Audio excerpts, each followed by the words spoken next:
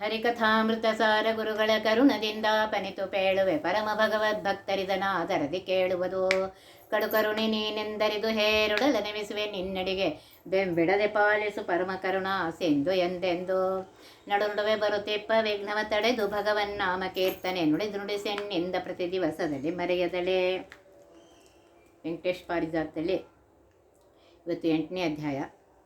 ಸ್ವಪ್ರೇಷಿತ ಭುಜಂಗಾರೇ ಸಮಾನೀತಾಮರೋ ಹರಿಹೇ ಮಾಯಯಾನೀಯ ಕಮಲಾಂ ಪರಿಣಿತ್ಯುನ್ಮೋಖೋವತಾತ್.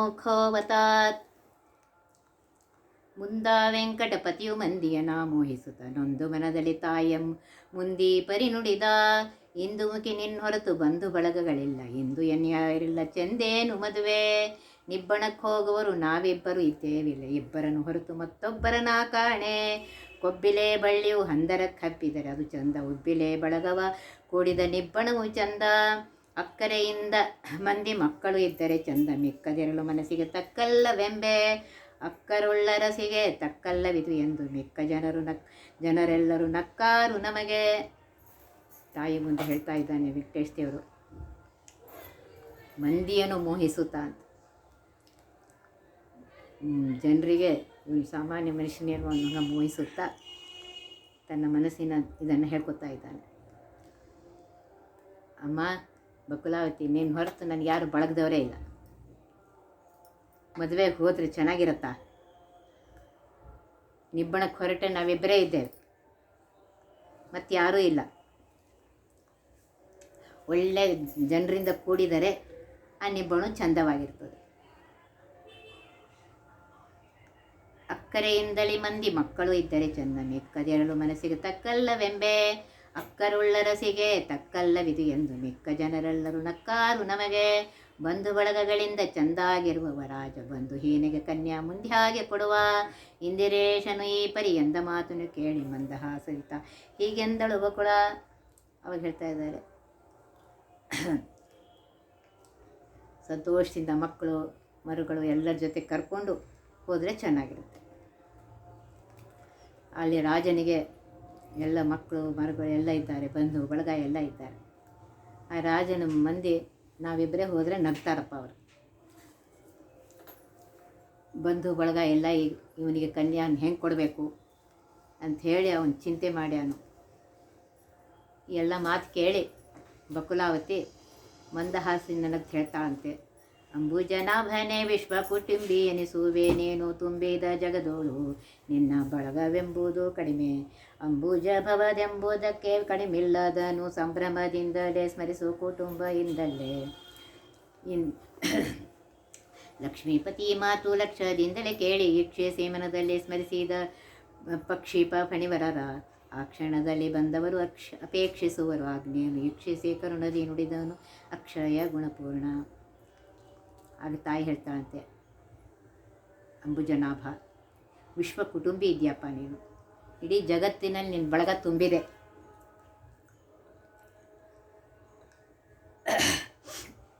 ನಿನಗೆ ಬಳಗಕ್ಕೇನು ಕಡಿಮೆ ಇದೆ? ನಿನ್ನ ಬಳಗದನ್ನೆಲ್ಲ ಮನಸ್ಸಿನಲ್ಲಿ ಸ್ಮರಣೆ ಮಾಡಿ ಎಲ್ಲರನ್ನು ಕರಿ ಅಂತ ಹೇಳ್ತಾಳೆ. ಆಗ ಲಕ್ಷ್ಮೀಪತಿ ಆಗಿರುವಂತಹ ಪರಮಾತ್ಮ ವೆಂಕಟೇಶ ಮನಸ್ಸಿನಲ್ಲಿ ಗರುಡನನ್ನು ಶೇಷನನ್ನು ಸ್ಮರಣೆ ಮಾಡಿದ ಕ್ಷಣ ಅವರು ಬರ್ತಾರೆ. ಅಲ್ಲಿ ಪರಮಾತ್ಮನ ಹತ್ರ ವೆಂಕಟೇಶ್ ದೇವರ ಹತ್ರ ಬರ್ತಾರೆ. ಅವರನ್ನು ನೋಡಿ ಅಕ್ಷಯ ಗುಣಪೂರ್ಣನಾಗಿರುವಂತಹ ಸರ್ವೋತ್ತಮನಾಗಿರುವಂತಹ ವೆಂಕಟೇಶ ಹೇಳ್ತಾನಂತೆ, ಗರುಡ ನೀ ಪೋಗಯ್ಯ ತ್ವರ ಸತ್ಯ ಲೋಕದಲ್ಲಿ, ಉರುಗೇಶ ನೀ ಪೋಗೋ ವರಗೈಲಾಸದಲ್ಲಿ. ಸರಸದಿ ಪರಿ ಪೇಳಿ ವರದಂತ ದೇಶ ಬರೆದನು ಮುಂದಿ ಪರಿ ಪರಮೇಷ್ಟಿಗೆ ಪತ್ರ. ಹೇಳ್ತಾನೆ, ಗರುಡ ನೀನು ಬೇಗನೆ ಸತ್ಯಲೋಕಕ್ಕೆ ಹೋಗು. ಆಮೇಲೆ ಶೇಷ ನೀನು ಕೈಲಾಸಕ್ಕೆ ಹೋಗು. ನಾನು ಪತ್ರ ಬರಿತಾ ಇದ್ದೇನೆ, ಅದನ್ನು ಅವರಿಗೆ ಕೊಡು. ಜೀವನಿಕರ ಚಿರಂಜೀವಿ ಎನಿಸುವ ಬ್ರಹ್ಮದೇವ ಮಾಡುವೆ ನಿನಗೆ ಕೇವಲ ಆಶೀರ್ವಾದ.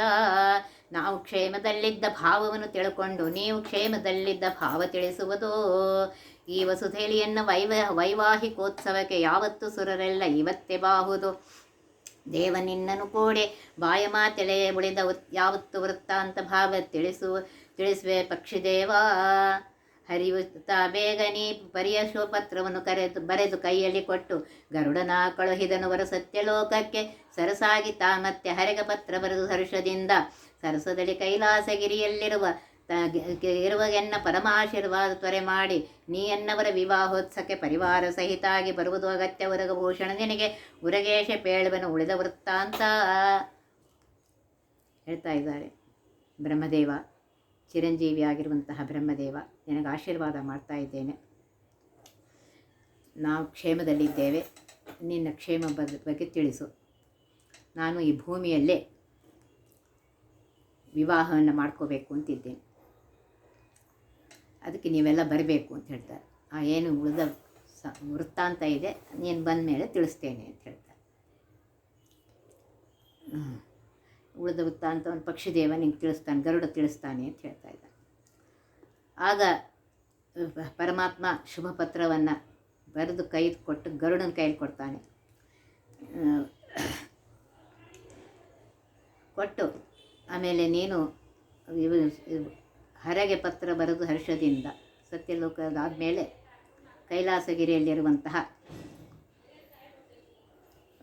ಶಿವ ನಿನಗೆ ಆಶೀರ್ವಾದ ಮಾಡ್ತಾ ಇದ್ದೀನಿ, ನನ್ನ ವಿವಾಹ ಉತ್ಸವಕ್ಕೆ ನಿನ್ನ ಪರಿವಾರ ಸಹಿತಾಗಿ ಬಾ ಅಂತ ಹೇಳ್ತಾರೆ. ಇನ್ನು ಏನು ಉಳಿದ ವೃತ್ತಾಂತ ಇದೆ ಅದನ್ನು ಶೇಷದೇವರು ನಿನಗೆ ಹೇಳ್ತಾರೆ ಅಂತ ಹೇಳ್ತಾರೆ. ಬೆಟ್ಟದೊಡನೆ ಹೀಗೆ ಥಟ್ಟನೆ ತಾ ಬರೆದು ಕೊಟ್ಟು ಕಳುಹಿದ ಸರ್ಪಶ್ರೇಷ್ಠನ ಮುಂದವನ ನೆಟ್ಟನೆ ಕೈಲಾಸ ಬೆಟ್ಟಕ್ಕೆ ಹೋಗುತ್ತಿರೆ ಸೃಷ್ಟಿಕರ್ತನ ಮನೆಗೆ ಮುಟ್ಟಿದನು ಗರುಡ. ಮೆಟ್ಟಿ ಗೃಹ ಸೋಪಾನವಷ್ಟು ದಾಟುದ ಮುಂದೆ ಶ್ರೇಷ್ಠರ ಸಭೆಯಲ್ಲಿ ಸೃಷ್ಟಿಕರ್ತನ ಕಂಡು ಥಟ್ಟನೆ ನತಿ ಸಭೆಗೆ ಸ್ಪಷ್ಟಾಗಿ ವೃತ್ತಾಂತವಷ್ಟು ಪೇಳುತ್ತ ಪತ್ರ ಕೊಟ್ಟನಾಗ. ಬೆಟ್ಟದೊಡೆಯನಾಗಿರುವಂತಹ ವೆಂಕಟೇಶ ದೇವರ ಮಾತಿನಂತೆ ಶೇಷದೇವರು ಕೈಲಾಸಕ್ಕೆ ಹೋಗಿದ್ದಾರಂತೆ.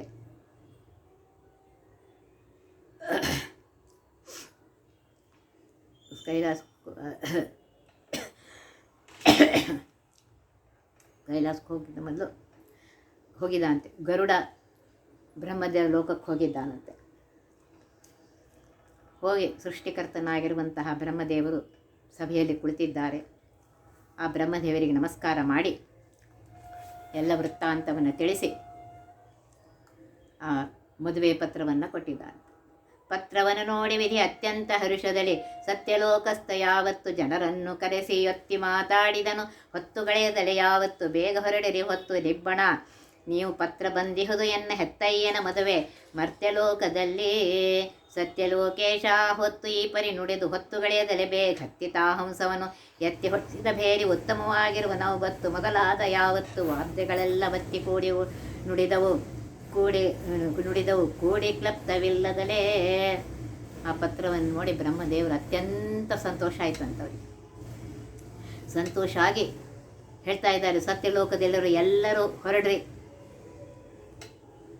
ಒಂದು ಸ್ವಲ್ಪ ಟೈಮನ್ನು ಇದು ಮಾಡಬೇಡ್ರಿ, ಈ ಸದ್ಯ ಎಲ್ಲರೂ ಹೊರಡ್ರಿ, ನಮ್ಮಪ್ಪಂದು ಬಂದಿದೆ ಪತ್ರ, ಮದುವೆ ಪತ್ರ ಬಂದಿದೆ, ಅವನು ನಮ್ಮ ಮರ್ತ್ಯಲೋಕದಲ್ಲಿ ಅಂದರೆ ಭೂಮಿಯಲ್ಲಿ ಒಂದು ಮದುವೆ ಮಾಡ್ಕೋತಾ ಇದ್ದಾನೆ.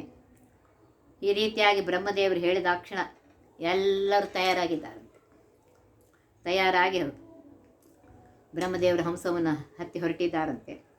ಎಲ್ಲ ನಾವು ಬತ್ತು ಎಲ್ಲ ವಾದ್ಯಗಳು ಮಂಗಳ ವಾದ್ಯಗಳು ನುಡಿತಾ ಇವೆ ಅಂತೆ. ಅದನ್ನು ಜೊತೆಗೆ ಹೊರಟಿದ್ದಾರಂತೆ. ಪುತ್ರ ಪೌತ್ರರು ವರಕಲತ್ರ ಮೊದಲಾದವರು ಮತ್ತಮನ ಬಾಂಧವರು ಹತ್ತಿ ಹೊಂದಿದ ಜನರು ಸುತ್ತೆಲ್ಲ ಬಳಗ ಬೆನ್ ಹತ್ತಿ ಬರುತ್ತಿಹದು ಅತ್ಯಂತ ಭೂಷಿತವಾಗಿ ಚಿತ್ತ ಸಂಭ್ರಮದೇ.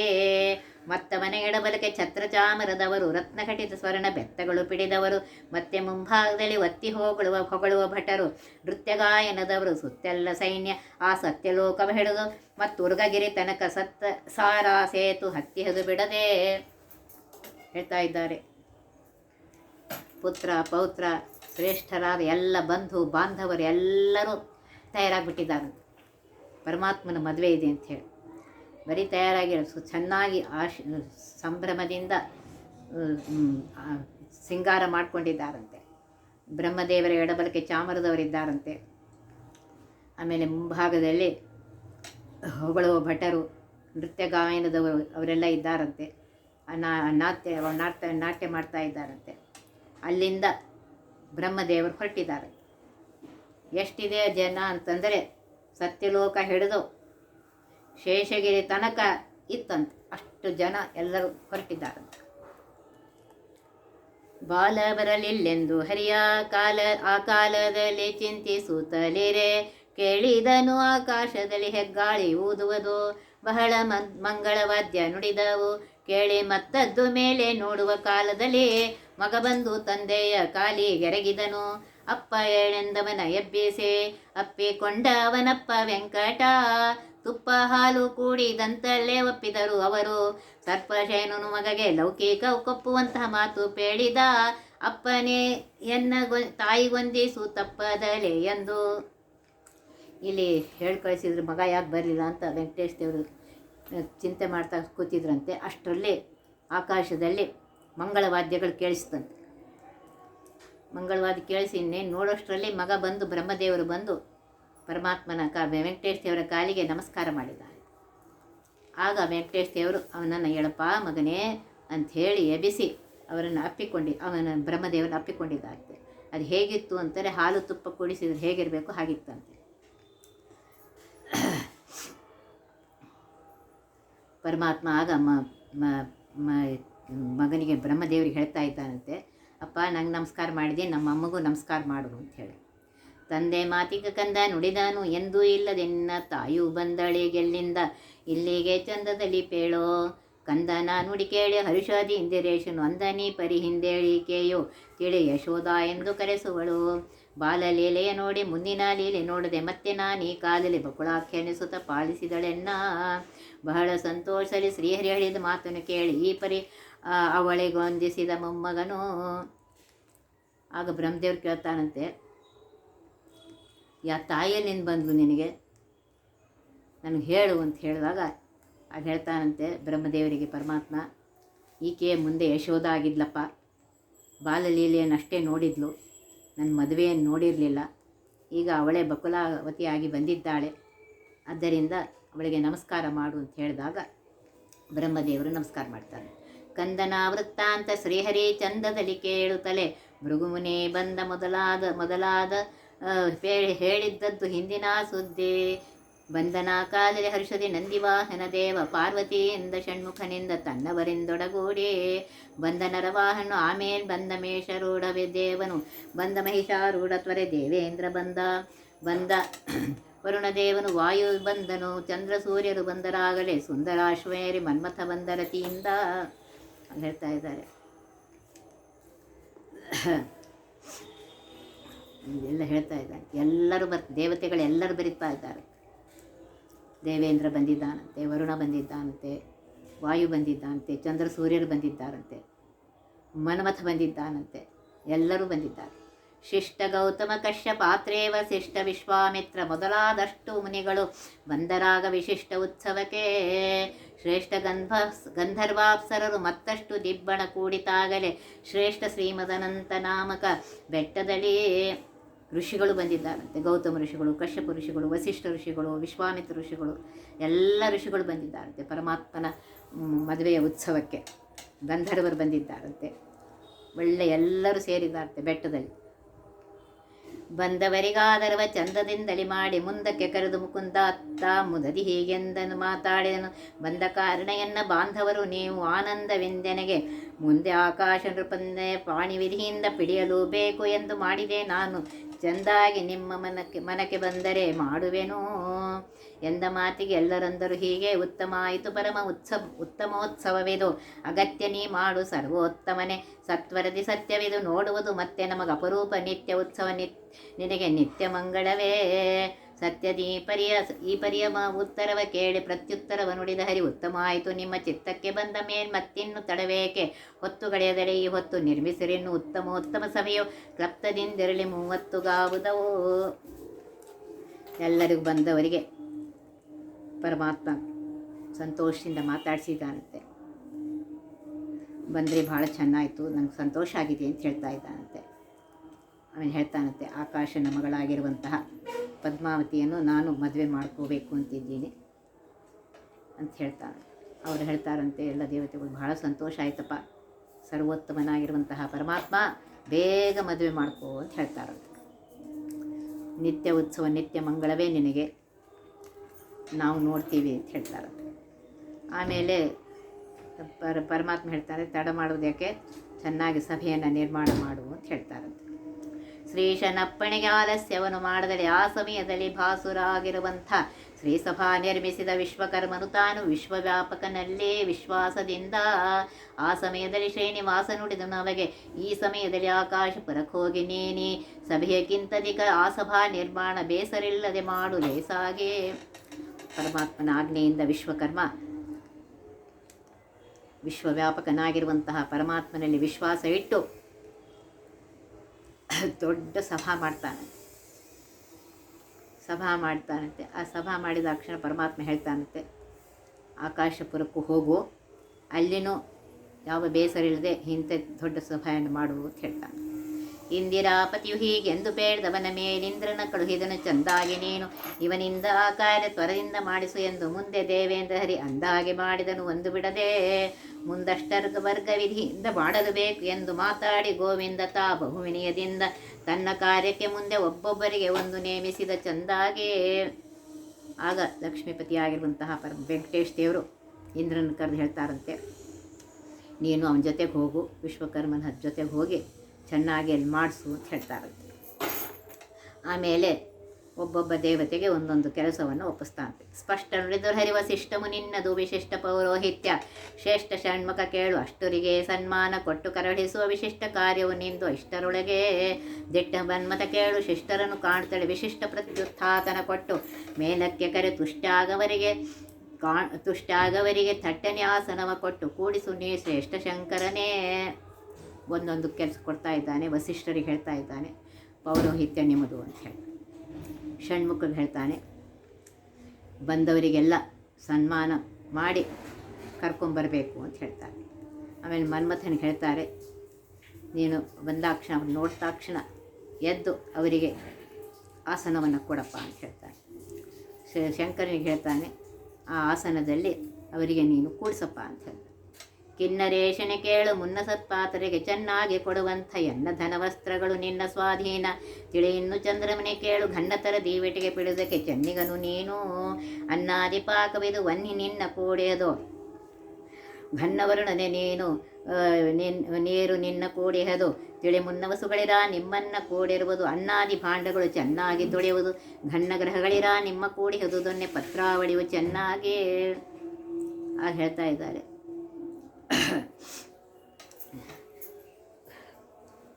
ಧನ ಕಿನ್ನರೇಶ, ನೀ ಧನ ವಸ್ತ್ರ ಕೊಡುವುದು ನಿನ್ನ ಅಧೀನ. ಚಂದ್ರ, ನಿನ್ನ ಕೆಲಸ ಏನು ಅಂತಂದರೆ ದೀವಟಿಗೆಯನ್ನು ಹಿಡ್ಕೊಳ್ಳೋದು. ಅಗ್ನಿ, ನಿನ್ನ ಕೆಲಸ ಏನು ಅಂತಂದರೆ ಅಡುಗೆ ಮಾಡೋದು. ವರುಣ, ನಿನ್ನ ಕೆಲಸ ನೀರು ಕೊಡೋದು.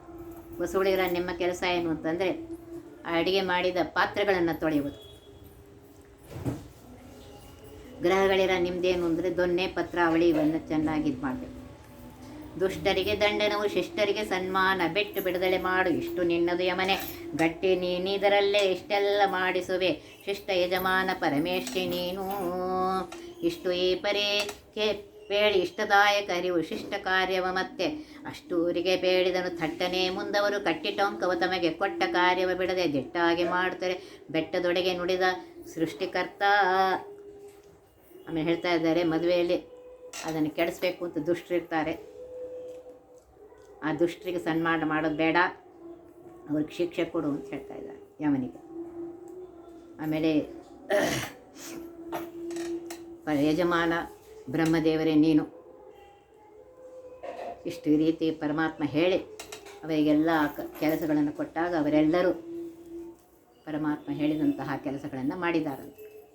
ಮಂಗಳ ಸ್ನಾನ ಮಾಡೇಳೋ ಜಗನ್ಮಂಗಲದಾಯಕ ಹರಿಯೇ ದಯಾಳೋ ಸಣ್ಣ ನಾಮವ ಬರೆದಿಟ್ಟು ಬಹು ಬಣ್ಣದ ಕುಂಕುಮ ಮಧ್ಯದಲ್ಲಿಟ್ಟು ಸಣ್ಣಿಟ್ಟು ಕಸ್ತೂರಿ ಬೊಟ್ಟು ಮಾಡು ಪುಣ್ಯಾಹ ವಾಚನ ಪೀತಾಂಬರುಟ್ಟು ದೇವರಿಗೊಂದನೆ ಮಾಡು ಕುಲದೇವತೆ ಮನೆಯಲ್ಲಿ ಸ್ಥಾಪನೆ ಮಾಡು ಕೇವಲ ಲೌಕಿಕ ನೋಡಿ ಭೂದೇವರಿಗೊಂದಿಸಿ ವರಗಳ ಬೇಡು ನಾನಾ ದೇಶದಿ ಬಂದ ಜನರು ನಿನ್ನ ಆನಂದೋತ್ಸವವಿದು ನೋಡೆವೆಂಬುವರು ಸ್ನಾನ ಮಾಡಿಸುವ ಸೇವಕರು ಅಚ್ಯುತಾನಂತಾದ್ರೀಶನೇ ಸಿದ್ಧರಾಗಿಹರು ಹೇಳಿದಾಕ್ಷಣ ಹೇಳ್ತಾರೆ ಮಂಗಳ ಸ್ನಾನ ಮಾಡಿ ಕೇಳಪ್ಪ.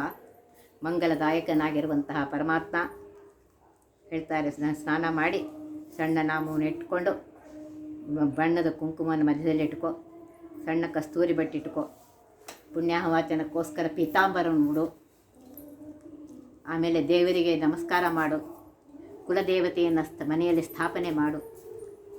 ಇದೆಲ್ಲ ಲೌಕಿಕಪ್ಪ. ಆಮೇಲೆ ಭೂದೇವರಿಗೆ ಅಂದರೆ ಬ್ರಾಹ್ಮಣರಿಗೆ ವಂದಿಸಿ ವರಗಳನ್ನು ಬೇಡು. ನಾನಾ ದೇಶದಿಂದ ನಿನ್ನ ಈ ಆನಂದೋತ್ಸವವನ್ನು ನೋಡುವುದಕ್ಕೋಸ್ಕರ, ಕಲ್ಯಾಣೋತ್ಸವವನ್ನು ನೋಡುವುದಕ್ಕೋಸ್ಕರ ಎಲ್ಲರೂ ಬಂದಿದ್ದಾರೆ.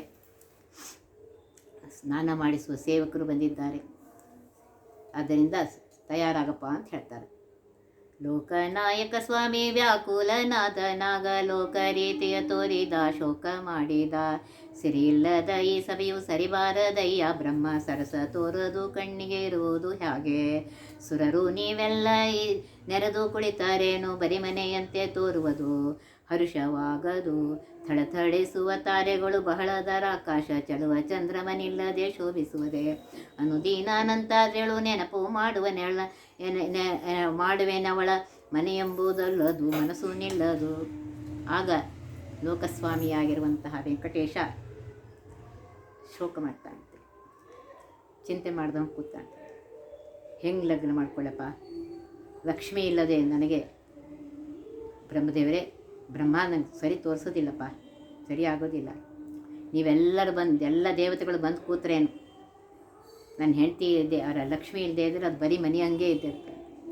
ಆಕಾಶದಲ್ಲಿ ಅನೇಕ ನಕ್ಷತ್ರಗಳಿದ್ರೇನು ಚಂದ್ರ ಇಲ್ಲದೆ ಇದ್ದರೆ ಚೆನ್ನಾಗಿ ಕಾಣಿಸ್ತದೆ ಅನ್ನೋದು ಹಾಗೆ ನನಗೆ ಅವಳಿಲ್ಲದೆ ಲಕ್ಷ್ಮಿ ಇಲ್ಲದೆ ಮನಸ್ಸು ನಿಲ್ತಾ ಇಲ್ಲ ಅಂತ ಹೇಳ್ತಾರೆ.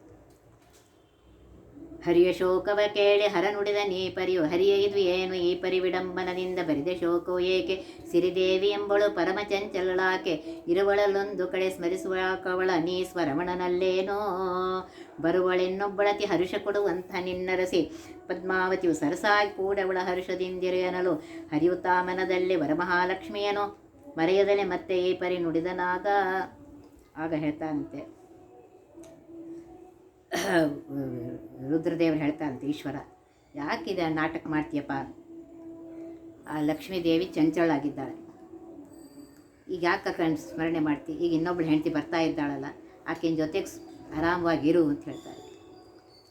ಆಗ ಪರಮಾತ್ಮ ಮಹಾಲಕ್ಷ್ಮಿಯನ್ನು ಮನಸ್ಸಿನಲ್ಲಿ ನೆನಪು ಮಾಡಿಕೊಂಡು ಹೇಳ್ತಾನಂತೆ, ಇರಲಾಕೇನಾರೆ ಆಕೆಯ ಹೊರತು ಇರಲಾರೆ ಆಕೆಯ ಹೊರತು ಯಾಕೆನ್ನ ಸುರತು ಲೋಕ ಸುಂದರಿಯಳ ಮರೆತು ಮರೆತು ಕಡೆಯ ಪ್ರಳಯದಲ್ಲಿ ಕಡಹರುಷದಲ್ಲಿ ಬಿಡದೆ ಇರುವಳೆನ್ನ ಬದಿಲೇ ಬದಿಲೇ ಕರವೀರದಲ್ಲೇ ಇರುವಳಲ್ಲೇ ಬರುವಳೆ ಆಗಿ ಇನ್ಯಾಗಿಲ್ಲೇ ಇಂದೀಗ ನಂತಾದ್ರಿಯೊಳಗಂಥ ಸುಂದರಿ ಇದ್ದರೆ ಶಾಂತ ಶಾಂತ.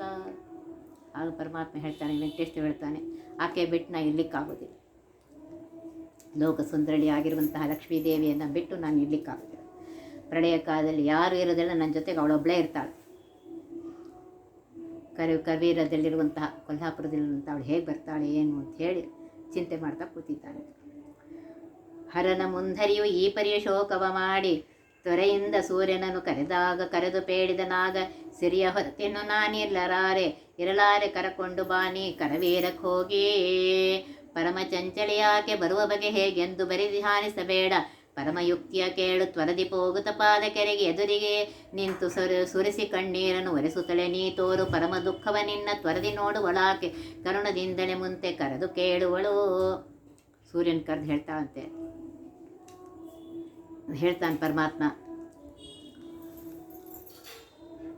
ರುದ್ರದೇವರು ಎದುರಿಗಿದ್ದಾರೆ. ಲಕ್ಷ್ಮೀದೇವಿ ಇರಲಾರೆ ನಾ ಇರಲಿಕ್ಕೆ ಸಾಧ್ಯ ಇಲ್ಲ, ಆಕೆಗೆ ಕೊಲ್ಹಾಪುರಕ್ಕೆ ಹೋಗಿ ಕರ್ಕೊಂಬ. ಆಕೆ ಚಂಚಳಿದ್ದಾಳೆ ಅಂಥೇಳಿ ಏನು ಚಿಂತೆ ಮಾಡಲಿಕ್ಕೆ ಹೋಗಬೇಡ, ನಾನು ಹೇಳ್ತೀನಿ ಹಾಗೆ ಮಾಡಿ. ನೀನು ಹೋದಾಕ್ಷಣ ಆಕೆಗೆ ನಮಸ್ಕಾರ ಮಾಡಿ ಕಣ್ಣು ಸುರಿಸ್ಕೊತಾ ಕಣ್ಣೀರು ಹಾಕ್ಕೋತಾ ನಿಂತ್ಕೊ. ನಿನ್ನ ದುಃಖವನ್ನು ನೋಡಿ ಆಕೆ ನಿನ್ನನ್ನು ಮುಂದಕ್ಕೆ ಕರೆದು ಕೇಳ್ತಾಳೆ ಕರುಣೆಯಿಂದ. ಏನಯ್ಯ ಸೂರ್ಯ, ನಿನಗೇನು ಬಂತಿದು ದುಃಖ, ನೀನು ಇಲ್ಲಿಗೆ ಬಂದಿ ಏನು ಕಾರಣವೆನಳು, ನೀನು ಮಾತಾಡೋದಕ್ಕೆ ಏನು ಪೇಳಲಿದೆವು, ನಾನು ನಿನ್ನ ಮುಂದಿನ್ನು ದೀನನಾಗಿ ಶ್ರೀನಿವಾಸನ ಬಹಳ ಕ್ಷೀಣನಾಗಿರುವ, ಏನೇನು ಉಳಿದಿಲ್ಲ ತಿಳಿ, ನೀನು ನೋಡಿದರಂತೂ ಏನಂಬಿಯೋ, ಅವನ ಧ್ಯಾನ ಇನ್ನೊಂದಿಲ್ಲ ತಾನಿನ್ನದಾವಾಗ ನೋಡೆನೆಂಬ. ಸೂರ್ಯ ಹಾಗೆ ಬಂದು ಲಕ್ಷ್ಮೀದೇವಿ ಮುಂದೆ ನಿಂತಾಗ ಆಕೆ ಕೇಳ್ತಂತ, ಏನು ಕಾರಣ ಏನು, ಯಾಕೆ ಬಂದಿದ್ದು ಹೇಳು ಅಂತ ಹೇಳ್ತಾಳೆ. ಆಗ ಯಾಕೆ ದುಃಖದಿಂದ ನಿಂತಿದ್ದಿ, ಏನಾಗಿದೆ?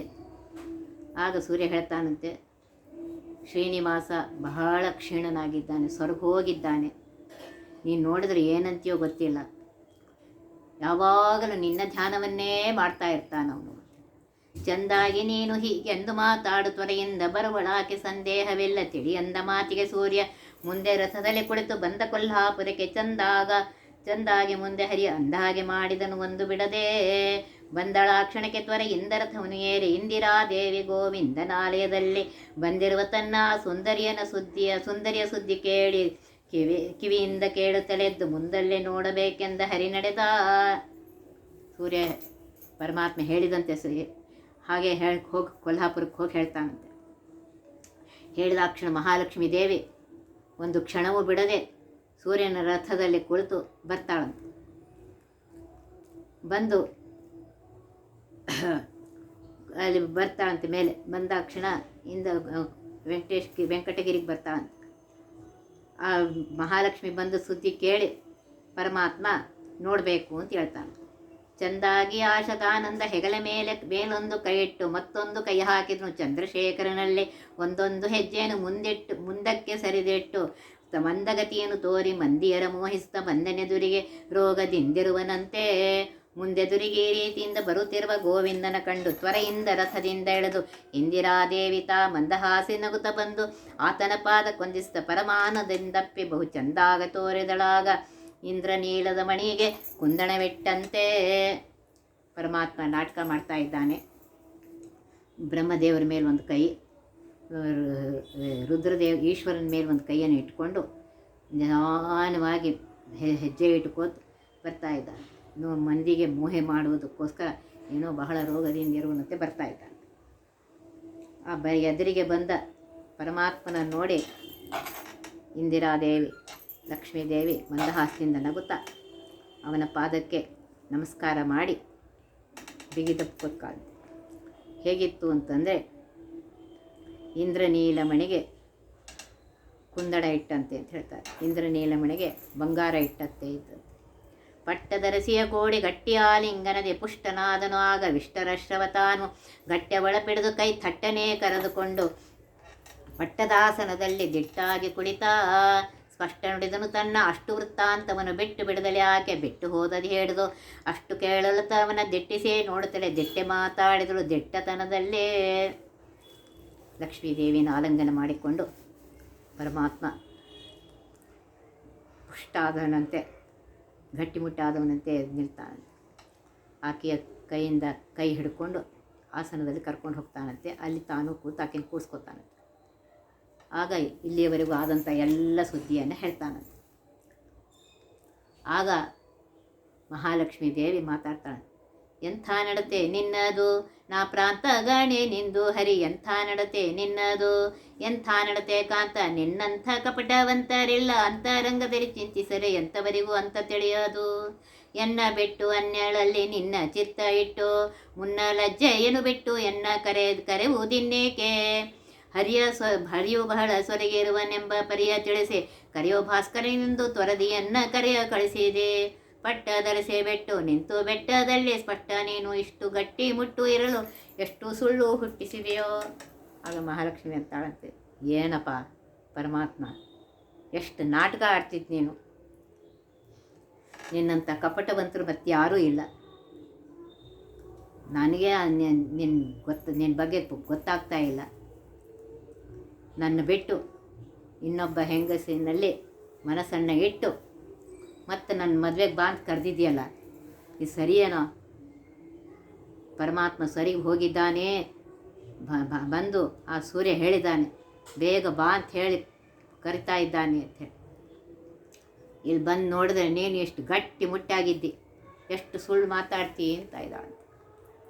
ಪಟ್ಟದರಸಿಯ ಮಾತಿಗಾಗಿ ಗೋವಿಂದ ಸ್ನೇಹ ಇಟ್ಟು ಮಾತಾಡಿದ ಚಂದವಾಗಿ, ಸಿಟ್ಟು ಮಾಡಬೇಡ ಪ್ರಾಣ ಕಾಂತೆ, ನಾನಿನ್ನ ಕೊರಳ ಮುಟ್ಟಿ ಹೇಳುವೆನು ಮನದಂತೆ.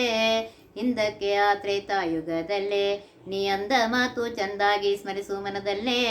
ಸುಂದರಿಯ ವೇದವತಿ ಇಲ್ಲೇ ಪದ್ಮಿನಿಯಾಗಿ ಬಂದಿಳು ಕಲಿಯುಗದಲ್ಲೇ. ಪ್ರೌಢೆ ಕೇಳು ನಿನ್ನ ಮಾತಿನಿಂದೆ, ಅವಳ ಮದುವೆ ಮಾಡಿ ಕೊಂಬೆ ನಿನ್ನ ಸಾಕ್ಷಿ ಹಿಂದೆ. ರೂಢಿಲಿ ಬರುವಳಲ್ಲವೆಂದು ಸುಳ್ಳಾಡಿ ಕರೆಸಿದನೆಂದು ಇಂದು. ಪಟ್ಟದರಸಿಯಾಗಿರುವಂತಹ ಲಕ್ಷ್ಮೀದೇವಿಯ ಮಾತಿಗೆ ಪರಮಾತ್ಮ ಹೇಳ್ತಾನಂತೆ, ಸಿಟ್ಟು ಮಾಡಬೇಡ ಲಕ್ಷ್ಮೀದೇವಿ, ನಾನು ಸುಳ್ಳು ಹೇಳ್ತಾ ಇಲ್ಲ. ಹಿಂದಕ್ಕೆ ತ್ರೇತಾಯುಗದಲ್ಲಿ ನೀನೇ ಹೇಳಿದ್ದೆ ವೇದವತಿಯನ್ನು ಮದುವೆ ಮಾಡ್ಕೊ ಅಂತ ಹೇಳಿ. ಆ ವೇದವತಿಯೇ ಈಗ ಪದ್ಮಾವತಿಯಾಗಿ ಹುಟ್ಟಿದ್ದಾಳೆ. ಆದ್ದರಿಂದ ನಿನ್ನ ಮಾತಿನಂತೆ ಅವಳನ್ನು ಮದುವೆ ಮಾಡ್ಕೋತಾ ಇದ್ದೀನಿ. ಅದಕ್ಕೆ ನಿನ್ನ ಸಾಕ್ಷ್ಯಕ್ಕೆ ಕರೆದಿದ್ದೇನೆ, ಅದಕ್ಕೆ ಸುಮ್ಮನೆ ಸುಳ್ಳಾಡಿ ಕರೆಸಿದ್ದೇನೆ ಅಂಥೇಳಿ ಹೇಳ್ತಾರೆ. ಖರೆ ಹೇಳಿದ್ರೆ ನೀ ಬರ್ತಿರ್ಲಿಲ್ಲ, ನಿಜ ಹೇಳಿದ್ರೆ ಬರ್ತಿರ್ಲಿಲ್ಲ. ಅದಕ್ಕೋಸ್ಕರ ಆಡಿದ ಮಾತಿಗೆ ಹರ್ಷಪಟ್ಟು ಲಕ್ಷ್ಮಿ ಮಾತಾಡಿದಳು ಮತ್ಸರವ ಬಿಟ್ಟು. ಮಾಡಿಕೋ ಮದುವೆ ಬೇಗಿನ್ನು ಗೋವಿಂದ, ತಡ ಮಾಡದೆ ಉದ್ಯೋಗ ಮಾಡು ಮುನ್ನ. ಎನ್ನ ಮಾತು ಸತ್ಯ ಮಾಡು ಎಂದು ಲಕ್ಷ್ಮಿ ಅವನ ಬಣ್ಣಿಸಿ ಕೈ ಪಿಡಿದಳು ಬಂದು. ಚೆನ್ನಾಗಿ ಅನಂತಗಿರಿಯಲ್ಲೇ ಇಬ್ಬರಿಗೆ ಹಾಲು ಹಣ್ಣು ಕೂಡಿದಂತಾಯಿತು ಅಲ್ಲಿಗೆ. ಆ ಪರಮಾತ್ಮ ವೆಂಕಟೇಶ ದೇವರು ಆಡಿದ ಮಾತಿಗೆ ಮಹಾಲಕ್ಷ್ಮೀ ದೇವಿ ಸಂತೋಷಪಟ್ಟು ಮತ್ಸರವನ್ನು ಬಿಟ್ಟು ಅಂತ ಹೇಳ್ತಾ, ಹಾಂ ಮಾಡ್ಕೋಪ್ಪ, ಮದುವೆ ಮಾಡ್ಕೋ, ಬೇಗ ಮಾಡ್ಕೋ, ತಡ ಮಾಡಬೇಡ, ಆ ಮದುವೆಗೆ ಏನೇನು ಮಾಡಬೇಕು ಅದೆಲ್ಲ ಕಾರ್ಯಕ್ರಮಗಳು ಶುರು ಮಾಡು ಅಂತ ಹೇಳ್ತಾರೆ. ನನ್ನ ಮಾತನ್ನು ಸತ್ಯ ಮಾಡಪ್ಪ ಅಂತ ಹೇಳಿ ಅವನ ಕೈ ಹಿಡಿದು ಪರಮಾತ್ಮನಿಗೆ ಹೇಳ್ತಾನೆ. ಅವರಿಬ್ಬರು ಹೇಗಿದ್ದರು ಅಂತಂದರೆ ಅನಂತಗಿರಿಯಲ್ಲಿ ಹಾಲು ಹಣ್ಣು ಕೂಡಿದಂತಾಯಿತು ಅಂತ ಹೇಳ್ತಾ ಇದ್ದಾರೆ. ಮಹಾಲಕ್ಷ್ಮಿ ಪರಮಾತ್ಮ ಕೂಡಿದ್ರು. ಎಂದು ಮದ ಬಿಟ್ಟು ಎನ್ನ ಕಂಠದಿಂದ ಹೊರಟ ವೈಕುಂಠಪತಿಲೇರೆಯದು ಕುಂಠಿತಾಗದಲೆ ಉತ್ಕಂಠದಲ್ಲಿ ಕೇಳಿದರೆ ಕಂಟಕವ ತೆಗೆದು ಉತ್ಕಂಠದಿಂದಲ್ಲೇ ಹೊರಟು ಬರುವಳು ಲಕ್ಷ್ಮಿ ಗಂಟು ಪದರಲ್ಲೇ. 8 ಐಶ್ವರ್ಯಗಳು ಉಂಟನಂತಾದ್ರಿಯಲ್ಲಿ ಹೊರಟು ಬಂದಿಲ್ಲೆ 108 ವಿಘ್ನಗಳೆಂಬ ಕಂಟಕವ ಹರಸಿ ಎನ್ನ ಕಂಠದಲ್ಲಿ ನಿಂತು ವೈಕುಂಠಪತಿ ಮುಗಿಸಿದಿಲ್ಲಿಗೆ 8 ಅಧ್ಯಾಯ. ನಾನು ಪರಮಾತ್ಮ, ನನ್ನಿಂದ ಪರಮಾತ್ಮ ಈ ಲೀಲೆಯನ್ನು ಹೇಳಿಸಿದ್ದಾನೆ, ಅದನ್ನು ಹೇಳಿದ್ದೇನೆ. ಯಾರು ಈ ಲೀಲೆಯನ್ನು ಕೇಳ್ತಾರೆಯೋ ಅವರಲ್ಲಿ ಮಹಾಲಕ್ಷ್ಮಿ ಬರ್ತಾಳೆ, ಅವರ ಮನೆಗೆ 8 ಐಶ್ವರ್ಯಗಳಿಂದ ಕೂಡಿ ಬರ್ತಾಳೆ. ಮತ್ತು ಹೇಳ್ತಾರೆ, ಎಲ್ಲ ವಿಘ್ನಗಳನ್ನು ಕಳೆದು ಪರಮಾತ್ಮ ನನ್ನಿಂದ ಈ 8 ಅಧ್ಯಾಯವನ್ನು ಮುಗಿಸಿದ್ದಾನೆ ಅಂತ ಹೇಳ್ತಾ ಇದ್ದಾರೆ. ಒತ್ತಿಬಹ ವಿಘ್ನಗ ಕಳೆದು ಅಪಮೃತ್ಯುವಿಗೆ ಮರೆ ಮಾಡಿ ಕಾಲನ ದೂತರಿಗೆ ಭೀಕರವ ಪುಟ್ಟಿಸಿ ಸಕಲ ಸಿದ್ಧಿಗಳ ಒತ್ತಿಗೊಳ್ಳಿಸಿವನರು ಹೇಕ್ಷಣ ನೃತ್ಯ ಮಾಡುವರವರ ಮನೆಯೊಳು ನಿತ್ಯ ಮಂಗಳ ಹರಿಕಥಾಮೃತ ಸಾರ ಪಠಿಸುವರ.